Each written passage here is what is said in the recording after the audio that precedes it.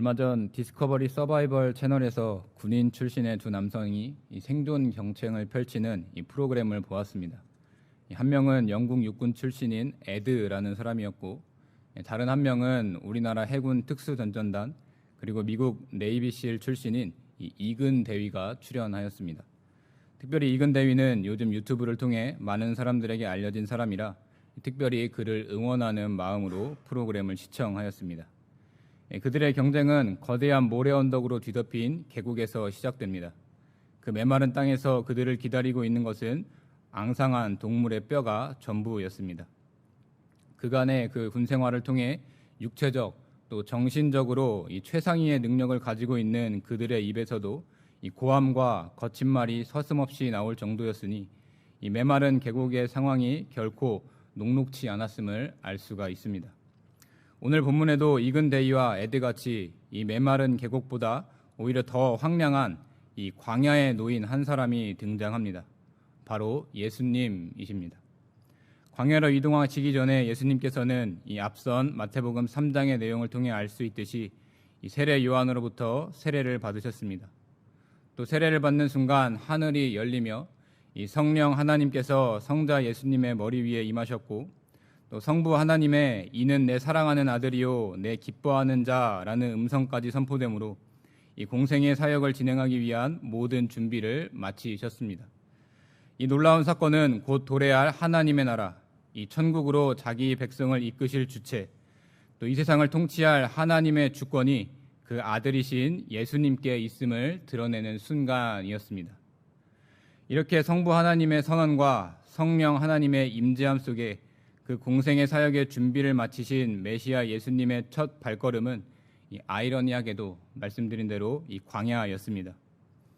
예수님께서 삭막한 광야로 발걸음하신 이유에 대해 본문 1절은 시험을 받으러라고 기록하고 있으며, 예수님을 시험하려고 하는 인물이 이 마귀라고 밝히고 있습니다. 황량한 광야로 떠나 마주한 것이 마귀라는 것부터가 무언가 이상한 낌새를 느끼게 합니다. 그리고 이어지는 본문 2절 예수님께서 40일을 밤낮으로 금식하셨다라는 이 기록은 심상치 않은 사건이 예수님 앞에 벌어질 것임을 짐작해야 합니다. 특별히 황량한 광야라는 장소에서 이 악한 마귀라는 존재와 대면하는 예수님의 이 모습은 오늘날 황폐한 이 세상이라는 장소와 그 세상 권세를 잡은 마귀와 치열한 싸움을 벌이는 우리 그리스도인들의 모습과 자연스럽게 매치가 됩니다. 오늘 이 시간 예수님과 마귀 사이에 일어난 일련의 사건들을 살펴보면서 이 하나님의 양자로 부름받은 저와 여러분들에게 육체적 또 정신적 영적 시험이 닥쳐왔을 때 이 마땅히 드러내야 할 올바른 자세가 무엇인지 이 시간 함께 생각해 보길 원합니다. 우리는 육체적, 정신적 또 영적으로 다가오는 이 총체적인 시험 속에서도 오직 하나님의 말씀만을 붙잡음으로 이 신앙의 내실을 견고히 다지는 기회로 삼아야 합니다. 우리 본문 3절부터 10절까지 함께 봉독하도록 하겠습니다. 시험하는 자가 예수께 나와서 이르되 내가 만일 하나님의 아들이여든 명하여 이 돌들로 떡덩이가 되게 하라. 예수께서 대답하여 이르시되 기록되었으되 사람이 떡으로만 살 것이 아니요 하나님의 입으로부터 나오는 모든 말씀으로 살 것이라 하였느니라 하시니, 이에 마귀가 예수를 거룩한 성으로 데려다가 성전 꼭대기에 세우고 이르되 내가 만일 하나님의 아들이여든 뛰어내리라. 기록되었으니 그가 너를 위하여 그의 사자들을 명하시리니 그들이 손으로 너를 받들어 발이 돌에 부딪히지 않게 하리로다 하였느니라. 예수께서 이르시되 또 기록되었으되 주 너의 하나님을 시험하지 말라 하였느니라 하시니, 마귀가 또 그를 데리고 지극히 높은 산으로 가서 천하 만국과 그 영광을 보여 이르되 만일 내게 엎드려 경배하면 이 모든 것을 내게 주리라. 이에 예수께서 말씀하시되 사탄아 물러가라. 기록되었으되 주 너의 하나님께 경배하고 다만 그를 섬기라 하였느니라. 아멘. 앞선 마태복음 3장 후반부의 내용을 통해 우리는 예수님께서 이 빌립보서 2장 6절 상반절 그는 근본 하나님의 본체시나 라고 기록된 대로 이 삼위일체 하나님 중에 제2위가 되시는 이 성자 예수님이심을 확인하였습니다. 이 말은 이 땅에 오신 예수님께서 하나님과 동일한 본질을 지니신 분으로 이 신성을 소유하고 계신 분임을 알게 합니다. 그와 동시에 예수님께서는 동일 본문 빌립보서 2장 6절의 하반절과 이 7절을 통해 이 하나님과 동등됨을 취할 것을 여기지 아니하시고 오히려 자기를 비워 종의 형체를 가지사 사람들과 같이 되셨고 라는 말씀대로 이 신성과 동시에 저와 여러분과 같은 성정, 즉 인성을 지닌 분이심을 알 수가 있습니다. 특별히 우리는 예수님께서 금식하신 후에 줄이셨다, 즉 이 배고픔을 느끼셨다는 본문 2절 하반절의 기록이 이 메시아로서 본격적인 사역을 시작하기에 앞서 이 성육신하신 예수님의 완전하신 인성을 부각시키고 있다라는 사실에 주의를 기울여야 합니다. 예수님께서 이렇게 완전한 인간의 모습을 취하신 이유는 자기 백성을 구원하시려는 그 목적을 완벽히 성취하시기 위함이었으며, 이를 위해 예수님께서는 인간의 육체를 입으신 중에도 이 하나님의 뜻과 그 말씀을 온전히 순종하는 믿음의 본을 보이셨던 것입니다. 그런데 자기 백성을 구원하시기 위한 예수님의 사역은 녹록지 않았습니다. 왜냐하면 본문 1절에는 마귀, 또 본문 3절에는 시험하는 자, 또 본문 10절에는 사탄이라고 불리는 대적이 이 사람의 몸이라면 필연적으로 노출될 수밖에 없는 약점들을 이 집요하게 파고드는 시험을 내놓았기 때문입니다.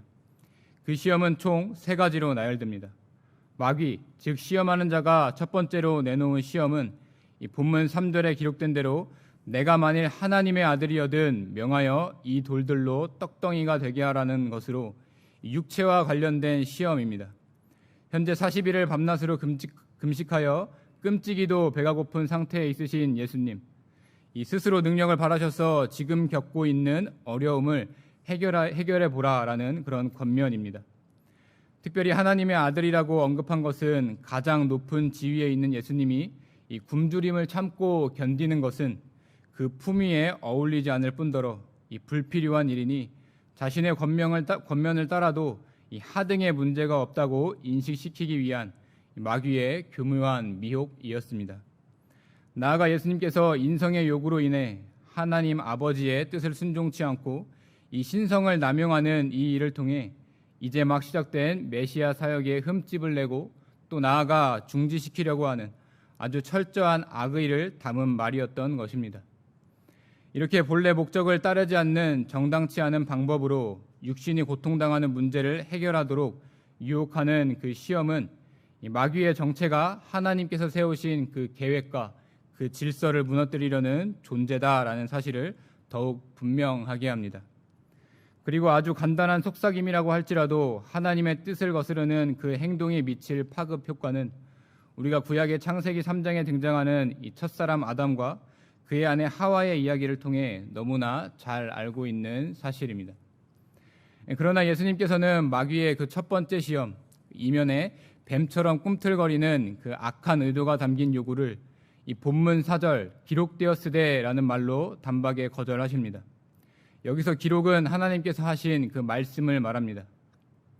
이어지는 사람이 떡으로만 살 것이 아니요 하나님의 입으로 나오는 모든 말씀으로 살 것이라 하였느니라 라는 이 말씀은 신명기 8장 3절의 기록을 인용하신 것입니다. 이 말씀은 1차적으로 출애굽 이후 광야 생활을 하는 이스라엘 백성들에게 내려졌던 것으로 이스라엘 백성들은 이 굶주림을 경험한 후에야 이 조상들로 먹지 못했던 이 만나를 먹을 수 있었고 또 그 역시 자신들의 편의대로가 아닌 이 하나님께서 정해주신 때에만 먹을 수가 있었습니다. 하나님께서 굶주림이라는 이 방법을 통해 이스라엘 백성들에게 가르쳐 주셨던 것은 이 하나님의 뜻에 순종하는 것이 자기 자신을 만족시키는 이 물질적인 공급보다 더 우선시되어야 한다라는 사실이었습니다. 당연히 하나님의 아들이신 예수님께서는 하나님께서 기록하신 이 말씀의 진의를 누구보다 잘 알고 계셨습니다. 자신이 가진 능력을 사용한다면 지금 마주한 배고픔의 시험은 손쉽게 해결할 수 있었지만 그럼에도 불구하고 예수님께서는 하나님의 계획과 뜻에 철저히 순종하셨습니다. 자신의 육체적인 그런 편안과 안정을 도모하기보다는 이 하나님을 향한 신뢰를 바탕에 둔 이 복종의 모습을 보여주셨던 것입니다.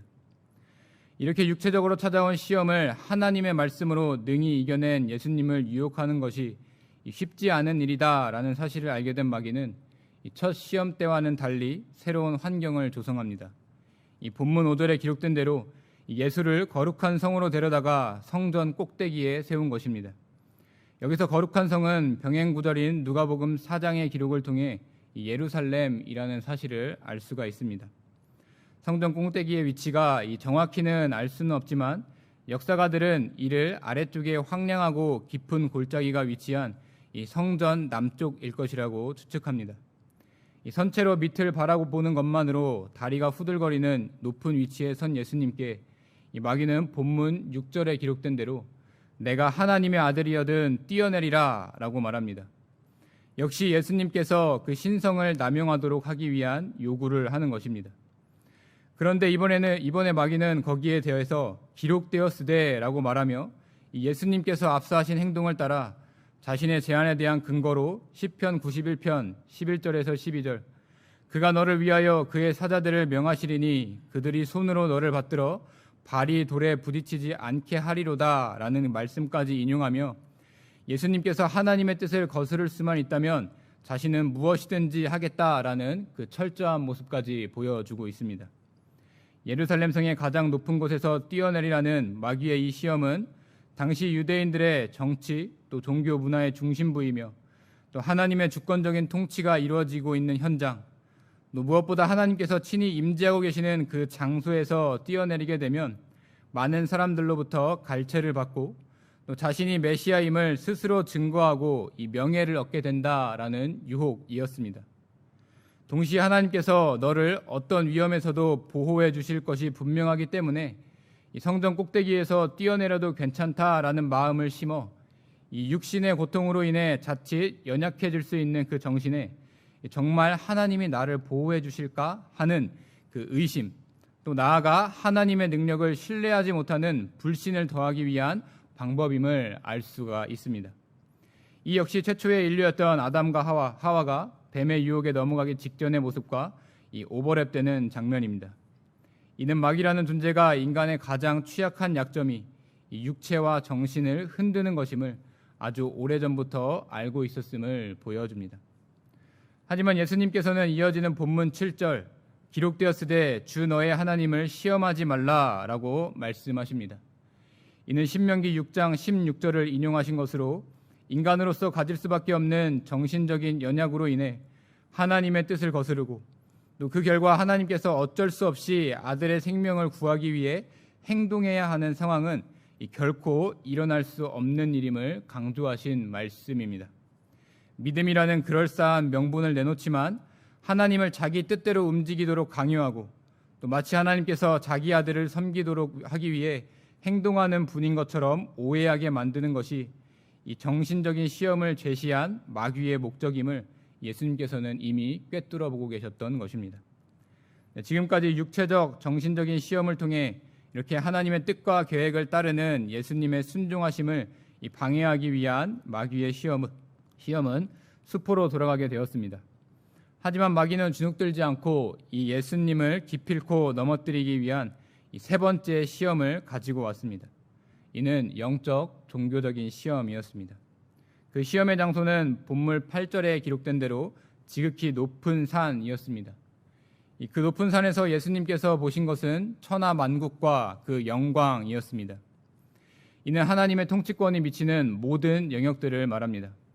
그런데 그 영역들을 마귀가 소개하는 것으로 보아 이 첫사람으로 인한 범죄로 인해 하나님께서 창조하신 이 세상에 마귀가 권세를 잡고 이 왕노릇을 하고 있음을 알 수가 있습니다.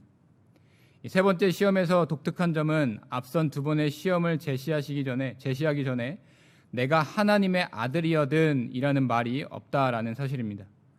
이는 하나님이나 마귀 자신 둘 중 어느 것이든지 결정을 단호히 내리라는 이 마귀의 압박입니다. 이어지는 9절 만일 내게 엎드려 경배하면 이 모든 것을 내게 주리라 라는 이 말씀을 보면 그 마귀의 의도가 더욱 분명하게 드러납니다. 마치 마귀 자신이 세상의 권력과 이 영광을 쥐고 있는 것처럼 포장하며 이 하나님을 배반하고 자신을 따를 것을 권하고 있는 것입니다. 하지만 육체적 정신적 시험까지 하나님의 말씀으로 이겨내신 예수님께서는 이 영적 종교적인 시험 역시 이 본문 10절 사탄아 물러가라 기록되었으되 주 너의 하나님께 경배하고 다만 그를 섬기라는 이 신명기 6장 13절의 말씀을 통해 넉넉히 이겨내셨습니다. 무엇보다 사탄아 물러가라 라는 이 말을 통해 사탄은 결코 예수님을 이끄는 주관자가 될 수 없고 오직 아버지 하나님만이 그 주관자가 되심을 선포한 말입니다.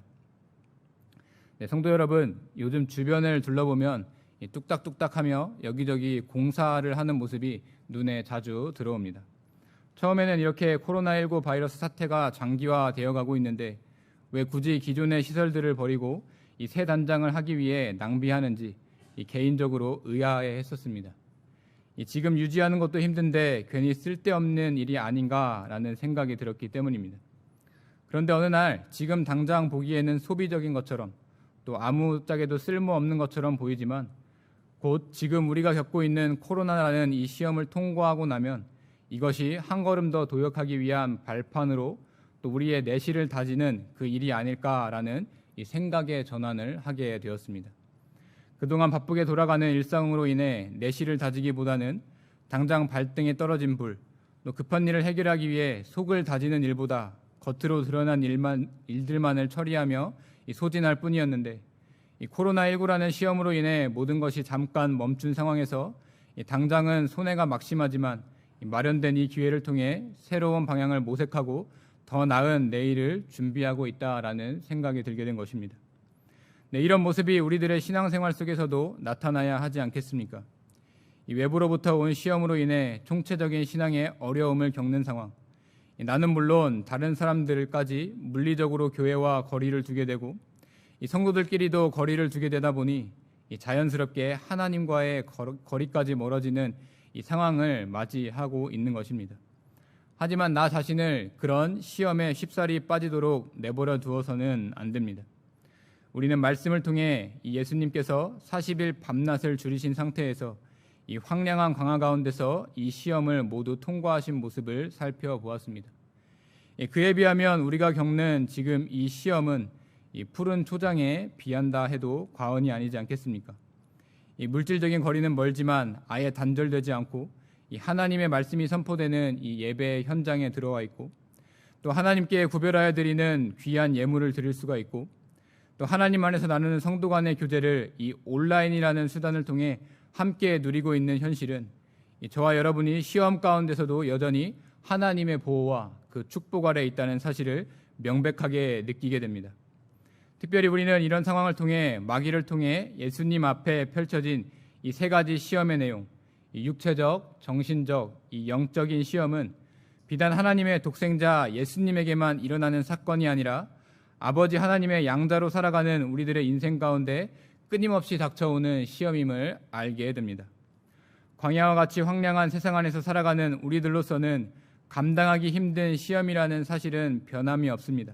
또 그로 인해 우리는 이 마주한 어려움이 가져다 주는 이 고통에 육신이 상하고 또 쉽사리 정신을 빼앗기며 또 영적인 일마저 양보하는 그릇될 결정을 내릴 가능성이 농후함을 보여주게 됩니다. 하지만 결코 그래서는 안 되겠습니다. 이 육체적, 정신적, 이 영적 시험이 찾아왔을 때 저와 여러분들은 마귀의 교묘하고 철저한 시험을 오직 하나님의 말씀으로 이겨낼 수 있다라는 사실을 기억하고 이 시험 가운데에서도 오히려 하나님의 아들로서 감당해야 할 모습과 자세를 갖추고 또 앞으로의 감당하게 될 이 공생의 사역에 대한 기본, 이 내실을 다지는 기회로 삼으신 그 예수님의 모습을 본받아야 합니다. 현재 우리가 마주한 이 코로나19 바이러스 사태에서 예수님께서 걸으신 그 행보를 잊지 말아야 하시는 것입니다. 또 아시는 대로 이 코로나19로 인한 그 상황이 쉽사리 잦아들지는 않을 것입니다. 또한 지금까지 겪은 이 육체적, 정신적, 영적 시험보다 더 심각한 상황이 일어나지 않을 거다라는 보장 또한 없습니다. 자유로웠던 일상이 보이지 않는 작은 바이러스 때문에 제한되어 불편함이 일상이 되었고 또 그로 인해 인간의 삶의 가장 기본적인 요소인 의식주 생활이 한층 더 어려워지고 있고 또 생활 기반이 차츰 무너짐으로 인해 이제 어떻게 살아야 하나 하는 이 막막한 두려움까지 느끼게 됩니다. 이런 육체적 정신적인 스트레스라도 덜어보기 위해 이 세상 권세를 잡은 이 부정하고 부패한 자들에게 기대어 이 당장의 고통을 잊어보려는 이 시도를 할 생각 또한 하게 됩니다. 무엇보다 이런 모든 상황들을 교회 탓, 또 또 신자 탓으로 돌리며 책임 전가를 하는 사람들의 손가락질을 피해 이 하나님의 자녀라는 사실마저 감추고 살려고 하는 사람들도 덜어 나타납니다. 오히려 그 편이 훨씬 더 나아 보이기 때문입니다. 하지만 하나님으로부터 부름받고 거듭나 이 믿음을 소유하게 된 우리는 이 죄에 대한 뉘우침을 통해 의롭다 칭함을 받은 동시에 이 하나님의 아들로 변화되었다라는 사실을 기억하고 이 총체적인 시험 가운데서도 하나님의 말씀에 순종하고 복종함으로 이 오히려 내실을 다지는 기회로 삼으셨던 이 예수님의 모습을 기억하며 도무지 해결 방법이 보이지 않는 상황 속에서도 내 의견과 판단 그리고 생각대로 이 모든 상황들을 타개하려고 애쓰지 말고 이 하나님의 말씀, 이 나아가 경건에 힘쓰는 마음가짐과 이 행동거지를 통해 이 주님의 뜻을 이루기 위한 도구로 스스로를 정돈할 줄 알아야 합니다. 이 시험이라는 풍파 속에서도 그렇게 주님의 마음을 본받기 힘든 자들에게는 이 본문 11절 이에 마귀는 예수를 떠나고 천사들이 나와서 수종드니라 라는 이 말씀대로 마귀는 결국 패배하고 우리 곁에서 썩 물러가게 됩니다. 허나 마귀가 떠나다에 대한 그 해석은 누가복음 4장 13절 이 얼마 동안 떠나니라 라는 기록이 더 적당해 보이는데 그 이유는 이후의 복음서의 내용에도 마귀가 예수님께 끊임없이 그 시험의 추파를 던진 것처럼 이 오늘날에도 하나님의 양자가 된 우리들을 끊임없이 유혹하는 마귀의 손길이 여전히 놓여있기 때문입니다.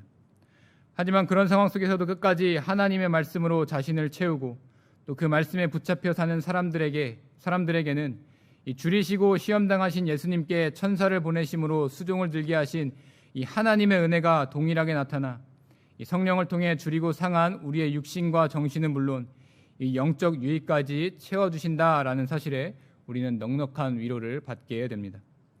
이러한 하나님의 계획은 우리의 인생의 고통의 멍에 또 죄성과 교만함으로 인한 그 낭패와 실망 또 그리고 죽음으로부터 우리를 구원하시기 위한 하나님의 방법임에 틀림이 없다라는 사실까지 깨닫게 됩니다. 우리가 인생을 살면서 마주하게 될 육체적 또 정신적 이 영적 시험들을 능히 이기도록 하기 위해 이 땅에 사람의 몸을 입고 오신 예수님 또 그 연약함 속에서도 하나님의 말씀으로 스스로의 내실을 다지고 또 온전한 하나님의 뜻을 이루기 위해 끝까지 순종의 길을 걸었던 이 예수님의 모습을 기억하는 가운데 이 어려운 시기 오직 믿음으로 헤쳐나가는 우리 경양의 성도님들이 되시기를 간절히 바랍니다. 사랑하는 경양의 성도 여러분, 이 앞서 서론에서 소개한 대로 이 이근 대위는 얼마 전까지 대한민국 해군 특수전전단에서 이 배우고 익힌 훈련들을 일반 사람이나 또 전문 부대를 교육하는 이 무사트라는 기관에 소속되어 있었습니다.